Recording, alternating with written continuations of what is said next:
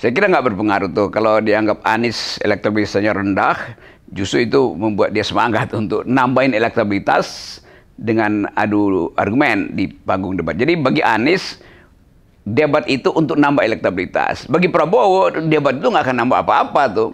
Karena dia udah di atas tuh, surveinya berapa? 44 sekian persen, itu buat apa lagi? Bagi dia itu ya catatan kaki aja lah, nggak akan mengganggu apa-apa tuh. Jadi lebih stabil sebetulnya Prabowo karena dia udah dapat captive market tadi. Ganjar itu jadi soal. Maksudnya dia mau beroposisi pada Jokowi, dia mesti pro Anies. Kalau dia pro Jokowi, dia mesti pergi pada Prabowo. Jadi Ganjar kehilangan pasar, kehilangan ceruk pasar itu. Dia mau kampanye buat apa, buat siapa?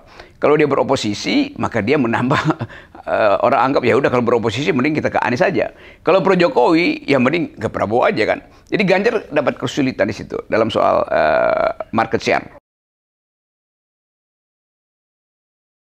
Betul, dan yang disebut undecided voters atau sebutnya swing voters itu kan kalangan kelas menengah yang menunggu isu utamanya apa sebetulnya. Demikian juga kalangan mahasiswa profesional nunggu isu utamanya apa. Soal IKN misalnya itu kan menyangkut cara masyarakat bisnis untuk melihat potensial IKN menumbuhkan ekonomi apa enggak. Kan Pak Jokowi bilang itu akan menumbuhkan ekonomi. Iya, tapi dalam kalkulasi Fakultas Ekonomi UI misalnya, itu ya ekonominya tumbuh 0,4%. Jadi nggak ada apa-apanya. Begitu ada inflasi 2% misalnya, tenggelam ekonomi IKN itu kan. Demikian juga mahasiswa UGM melihat IKN itu sebagai perusahaan lingkungan tuh.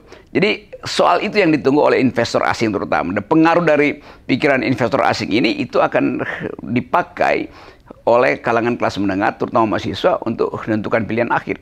Tapi hitungan saya, swing voters itu nggak akan berubah tuh. Karena mereka anggap, ya udah apalah yang mau diucapin, toh mereka udah tahu tuh. Soal kereta cepat tuh, ya sama aja kan. Jadi semua tema utama itu ditunda pilihan keputusannya oleh 27,8%. Bahkan menurut feeling akademis saya, dia akan naik sampai mungkin 30% tuh swing voters. Dan kalau itu swing vote 30%, itu artinya legitimasi pemilih itu rendah sekali tuh.